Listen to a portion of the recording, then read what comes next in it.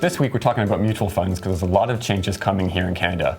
There are some changes that will be slated for next summer, which involve clients getting more disclosure on what fees they pay to their advisors. And on top of that, there's the potential for a crackdown on things like trailer fees from mutual funds, which would more or less prevent clients from paying embedded commissions that they don't know about.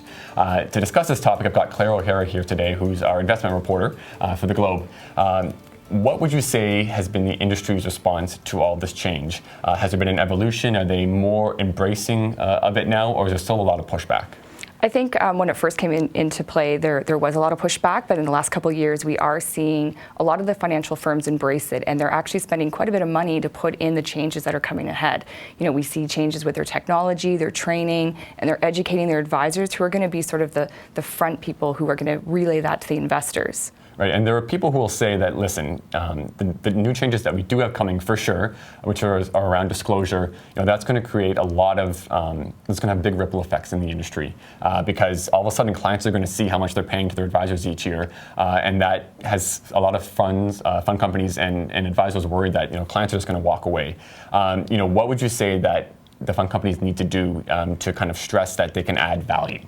The fund companies will play a role towards what the advisors are going to be using in the tools, as well as the financial firms. We're going to see advisors really beefing up that value proposition. That 2.5% that they might be paying does factor in for more than just investment management. We're looking at things like financial planning, wills and estate, insurance needs. It's a bigger picture for the investor, and that's what they're going to have to realize, is that it's not just about a product. It's about an entire financial plan for their goals. Right. And do you find that there's still a bit of a stalemate between kind of the industry, I would say, and the regulators when it comes to the coming potential changes around things like mutual fund fees and the sort? Because if you look at kind of things like public comment letters, you see a lot of opposition. Do you think there's a lot of posturing going on there right now, or do you think that it is quite a murky issue, which is something that I personally believe, and therefore there really isn't an easy answer, and then it's going to take a lot of kind of dialogue to really figure it out?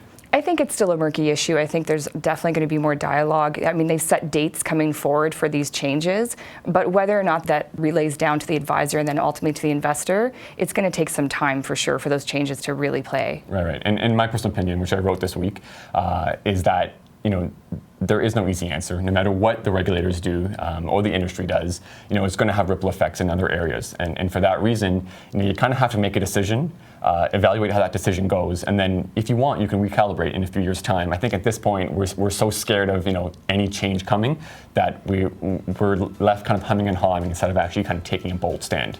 With that, we'll wrap it up. See you next week.